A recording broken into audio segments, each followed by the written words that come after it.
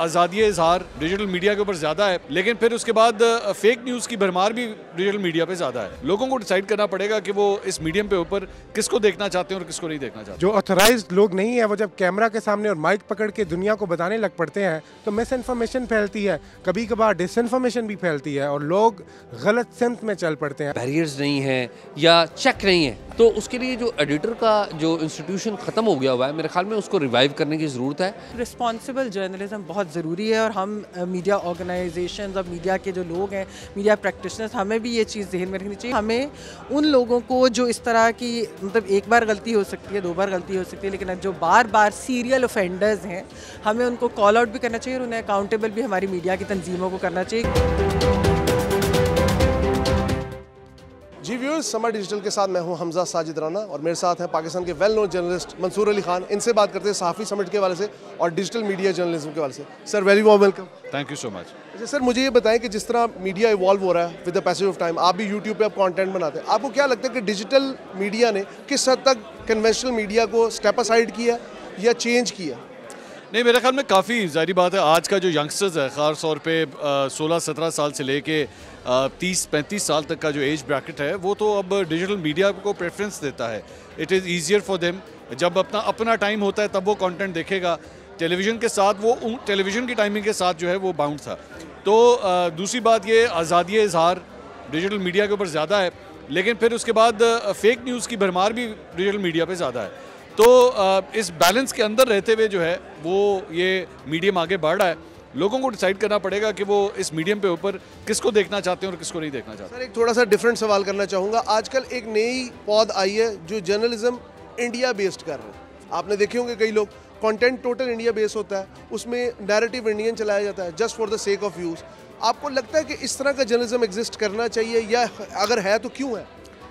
अगर मैं ये समझता कि इस किस्म का जर्नलिज्म एग्जिस्ट करना चाहिए तो शायद मैं खुद भी कर रहा होता, लेकिन मैं ये नहीं कर सकता। मेरी पहचान, मेरा मुल्क पाकिस्तान है और उससे बढ़ के कुछ है नहीं। तो ये इस किस्म के टैक्टिक्स जो है ना बड़े पुराने हैं और सबको आते हैं ये कर रहे हैं। लेकिन अनफॉर्चुनेटली मेरे ख्याल में, मैं अक्सर एक लफ्ज़ इस्तेमाल करता हूँ, लौंडे लपाड़े। ये लौंडे लपाड़े जो है ना, इन्होंने ये हरकतें स्टार्ट कर दी हुई हैं कि सिर्फ डॉलर्स की खातिर, कंटेंट की खातिर, व्यूज़ की खातिर ये इंडिया स्पेसिफिक कंटेंट जो है वो बेचा जाता है। I am sorry, I can't ever support that. जी मेरे साथ मौजूद है पाकिस्तान की well known journalist Mehmal Sarfaraz. इनसे पूछते हैं सहाफ़ी समिट के हवाले से, डिजिटल एरा के हवाले से और जो एवोल्यूशन ऑफ जर्नलिज्म इसके हवाले से। Very warm welcome ma'am. Thank you. देखिए, मैंने प्रिंट से अपने करियर का आगाज़ किया था और आज भी अगर मैं कहूँ तो मेरा फर्स्ट लव प्रिंट ही है, क्योंकि जो अखबार में काम करने का मज़ा आता है, एक एडिटर का चेक एंड बैलेंस, वो जो सारा कुछ होता है उसके, और लिखने का मुझे वैसे भी शौक है। फिर इलेक्ट्रॉनिक मीडिया में भी as a producer behind the scenes भी किया है, टीवी पर अब एज एनालिस्ट भी, और डिजिटल मीडिया भी, द करंट की मैं को फाउंडर भी हूँ। तो सब देखा है और ये कि मीडिया इवॉल्व कर रहा है। सिर्फ जो एक चीज़ है मेरे ख्याल में जो बहुत अहम है हर जर्नलिस्ट के, कि सहाफ़ी समिट के अंदर इसके ऊपर डिबेट भी बड़ी ओपनली हुई। अभी हमारा जो पैनल भी था वो भी इसी से रिलेटेड था कि एक एथिकल जर्नलिज्म और जो क्लिक बेट, इसमें फ़र्क क्या होना चाहिए। यानी कि जो हम सोशल मीडिया की वजह से, ज़ाहिर बात है, बहुत सारे हम देखते हैं कि फ़ेक न्यूज़ किस तरह से फैलती है, उसकी डिसइंफॉर्मेशन की वजह से दुनिया भर में उसके ग्लोबली भी ये चीज़ें होती हैं। हमने बरतानिया में भी अभी देखा था, इधर भी एक जो रेप केस के एलिजेड रेप केस जो हुआ ही नहीं था, बाद में पता चला वो फेक न्यूज़ थी, उसकी वजह से जिस तरह की चीज़ें होती हैं। तो मेरे ख्याल में एक रिस्पॉन्सिबल जर्नलिज्म बहुत ज़रूरी है और हम मीडिया ऑर्गेनाइजेशंस और मीडिया के जो लोग हैं, मीडिया प्रैक्टिशनर्स, हमें भी ये चीज़ ज़हन में रखनी चाहिए। और एक चीज़ जो मेरे ख्याल में अहम है वो ये है कि हमें उन लोगों को जो इस तरह की मतलब एक बार गलती हो सकती है, 2 बार गलती हो सकती है, लेकिन जो बार बार सीरियल ऑफेंडर्स हैं, हमें उनको कॉल आउट भी करना चाहिए और उन्हें अकाउंटेबल भी हमारी मीडिया की तंजीमों को करना चाहिए। मेरे साथ मौजूद है पाकिस्तान के मशहूर ज़माना, आप कह सकते हैं किसी की ज़ुबान में मुतनाज़िया सहाफ़ी एजाज़ सैयद साहब, इनसे बात करते हैं। अस्सलाम वालेकुम सर। बहुत शुक्रिया। अस्सलाम वालेकुम। सर मुझे ये बताएं कि सहाफ़ी समिट को आप किस तरह देख रहे हैं, और जिस तरह डिजिटल एरा है, हर चीज़ डिजिटली इवॉल्व बहुत स्पीड से हो रही है, तो डिजिटल जर्नलिज्म में कुछ वो नहीं है, जिससे आपने अभी जिक्र किया है, वो नहीं है, बैरियर्स नहीं है, बहुत ज़्यादा स्मूथ और बहुत ज़्यादा फ्री है, तो इसको कैसे देखते हैं? देखिए, सबसे पहले तो मीडिया मैटर्स का और बीकन हाउस यूनिवर्सिटी का और इससे ताउन करने वाले तमाम अदारों का शुक्रिया, जिन्होंने जो हार्डकोर जर्नलिस्ट को स्टूडेंट्स के सामने, जो नई नस्ल है उसके सामने बिठाया। दूसरी बात यह है कि ये जो आप बात कर रहे हैं कि बैरियर्स नहीं हैं या चेक नहीं है, असल बात है चेक नहीं है। तो उसके लिए जो एडिटर का जो इंस्टीट्यूशन ख़त्म हो गया हुआ है, मेरे ख्याल में उसको रिवाइव करने की ज़रूरत है। और यूट्यूब चैनल्स के अंदर एडिटर्स जो हैं वो मुतारफ़ करने की ज़रूरत है। एडिटर कोई एक ना हो, बेशक एडिटोरियल बोर्ड हो जिसके साथ कंटेंट डिस्कस हो, और ज़ाहिर है वो फ्री ना हो, उसको उनको पे भी किया जाए। तो मेरे ख़्याल में इसके ऊपर काफ़ी काम करने की ज़रूरत है। किसी एक आध को एग्ज़ाम्पल बनना चाहिए, और एग्ज़ाम्पल इस हवाले से पाकिस्तान में भी है और हिंदुस्तान के बाज़ चैनल्स जो हैं वो यूट्यूब चैनल्स वो भी ऐसा कर रहे हैं। अच्छा सर, आपने ऑब्वियसली पूरी दुनिया कवर की है, स्पेशली पाकिस्तान के बड़े हलकों को कवर किया। इंटरनेशनली अगर हम देखें तो इंडियन मीडिया जो है और पाकिस्तानी मीडिया, इन दोनों के दरमियान आप फ़र्क किस तरह एलैबोरेट करते हैं? क्योंकि उनका जो मीडिया बहुत ज़्यादा सेंसेशनाइज है और थोड़ा सा अच्छा कहते हैं ना ड्रामाटाइज ज़्यादा है। आपने क्या फ़ील किया और क्या ऑब्जर्व है और आपकी ऑब्जर्वेंस क्या है? देखिए, पाकिस्तान और हिंदुस्तान के मीडिया को अगर कंपेयर करें तो मेरे ख्याल में हिंदुस्तान में सेंसेशन भी है, लेकिन वहाँ पे अच्छा जर्नलिज़म भी है। लेकिन अगर दोनों मुल्कों को आप देखें तो पाकिस्तान का जो जर्नलिज़म है वो काफ़ी बेहतर है। यहाँ पर सेंसेशन नहीं है उस तरीके से, लेकिन कॉर्पोरेटाइजेशन जो है वो उधर भी आ गई है और कॉर्पोरेट वर्ल्ड ने इधर भी टेक ओवर कर लिया है।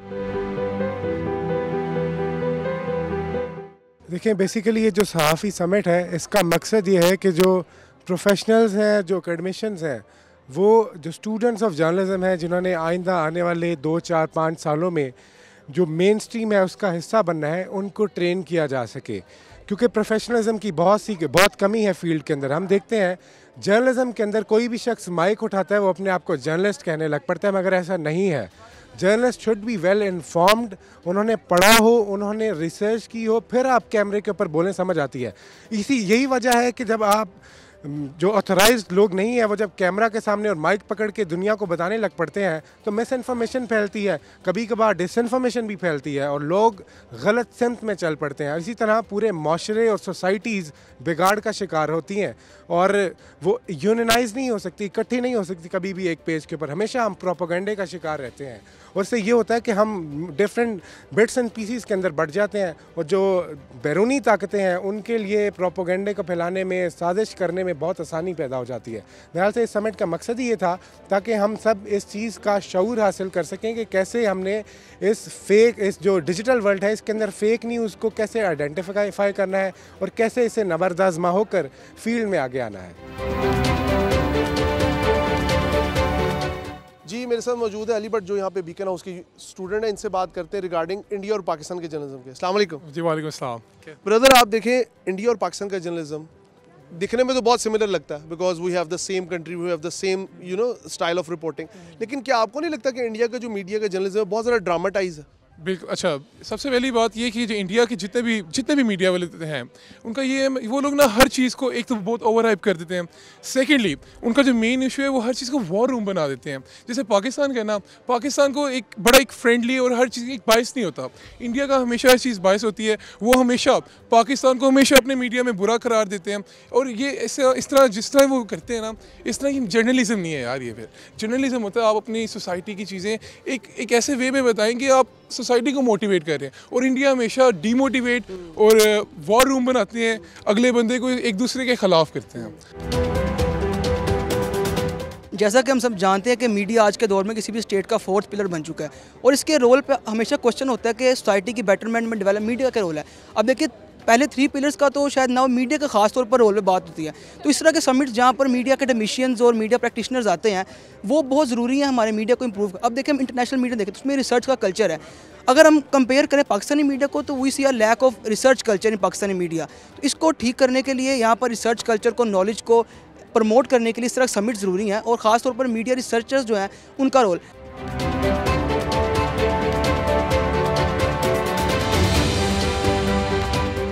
बच्चों को हम जर्नलिज्म की तरफ किस तरह मोल्ड कर सकते हैं या लेके जा सकते हैं? क्योंकि बच्चे जो है वो जो आज़ादी इजहार है ना, उसका पहला जो कहते हैं ना वो सतून होते हैं, हर बात क्विकली पहुँचाते हैं आगे तक और उसमें वो कोई बैरियर नहीं रखते। तो हमारा तो माशरा बैरियर से भरा पड़ा। तो कैसे हम अपने बच्चों को मोटिवेट करें इस फील्ड की तरफ लाने की? बच्चों के लिए सबसे बड़ी तो एक चीज़ ये है कि जो कुछ भी स्कूल में बच्चा सीखता है उससे एक तो ये है कि उसे एक कॉन्फिडेंट और पुरएतमाद अपनी बात को आगे पहुंचाने वाला भी बनना चाहिए। तो पेरेंट के कुछ ज़िम्मेदारियां हैं या पेरेंट कुछ चीज़ों पे सहूलत उनकी कर सकते हैं कि वो स्कूल से आ रहे हैं तो आप उनसे रिपोर्ट मांगे ना, आपने सारा दिन क्या किया। आपको बहुत मज़े की मालूमात मिलेंगी बतौर वालिदैन, मतलब बहुत अच्छी चीज़ें पता चलेंगी, इंजॉय भी करेंगे और उनकी स्टोरी टेलिंग की जो है कैपेसिटी वो बढ़ेगी। और साथ उनसे मतलब एक बच्चे आजकल बहुत ज़्यादा डिजिटल मीडिया कंज्यूम करते हैं, आपको हर वक्त चिपके हुए नज़र आते हैं। आपके साथ वो इन्फॉर्मेशन जब शेयर कर रहे हैं ना आपके बच्चे, तो उनसे पूछें आपने इसी चीज़ को कितनी जगहों पे चेक किया, क्या ये जो आपने एक बात किसी की उठाई है और उसको मेरे तक पहुंचा रहे हो तो वो सुनाने वाला कौन था, वो मतलब फैक्ट चेकिंग कहें ना, लेकिन वो काम कर रहे हो आप। पेरेंट्स के लिए अब बच्चा इन्फॉर्मेशन किस तरह की कंज्यूम कर रहा है उनका बहुत अहम किरदार हो गया, टीचर्स का बहुत अहम किरदार हो गया कि उनसे हम पूछें।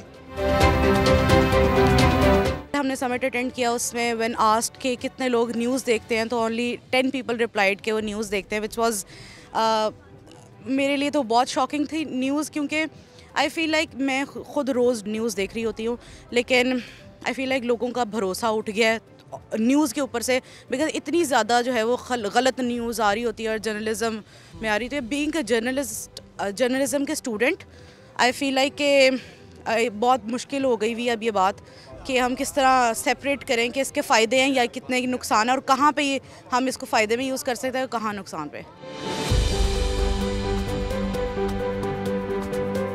मेरे साथ एक और स्टूडेंट मौजूद है, इनसे हम बात करेंगे डिजिटल मीडिया पे, डिजिटल जर्नलिज्म पे और जो आजकल फेक न्यूज़ का दौर है उस हवाले से। अस्सलाम वालेकुम। वालेकुम सलाम, अब्दुल्ला हेयर फ्रॉम BNU।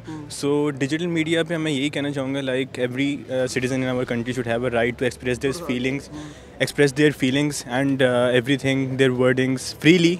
और हमें ज़रूर चाहिए कि इस पे हम लोग ज़रूर एज ए नेशन हम लोग जर्नलिज़म को पढ़ें ज़रूर कि जर्नलिज़म कैसे चलता है और उस पर कौन कौन सी बात करनी चाहिए। इन एथिकल वैल्यूज़ का ज़रा फोकस हमें रखना चाहिए कि एथिकल वैल्यूज़ पर ज़रूर फोकस करें and we should always talk about good and sensible things. और हमें हमेशा अपनी एजुकेशन में फोकस करना चाहिए। और डिजिटल मीडिया आजकल जैसे ग्रो कर रहा है, सोशल मीडिया ग्रो कर रहा है, we should always keep in touch with the new trends coming in the market. और साथ हमें we need to keep our sales updated to the trends too. Thank you so much Abdullah. मेरे साथ अब्दुल्ला मौजूद थे, BNU के एक स्टूडेंट। आज का जो हमारा शो था वो सहाफ़ी समिट के सेकंड दिन के मुताबिक था। आज हमने डिफरेंट लोगों की थॉट्स सुनी, जर्नलिज्म के हवाले से, डिजिटल मीडिया के हवाले से, फेक न्यूज़ के हवाले से और हमसाया मुल्क भारत के साथ कंपैरिजन किया कि उनका जर्नलिज्म किस तरह काम कर रहा है। ये सारी चीज़ें और ये जो इस तरह के समिट्स हैं ये एक तरह की ना एक अपॉर्चुनिटी क्रिएट करते हैं नए स्टूडेंट्स के लिए, स्पेशली जो लोग जर्नलिज्म को एज अ प्रोफेशनल अपनाना चाहते हैं। क्योंकि वक्त के साथ साथ अगर वक्त की ज़रूरत अगर आप देखें तो यही है कि हमें नए से नए एवेन्यूज़ में नए से नई यंग जनरेशन को शामिल करना चाहिए। समर डिजिटल के साथ अपने होस्ट हमजा साजिद राना को इजाज़त दीजिए। अल्लाह हाफ़िज़।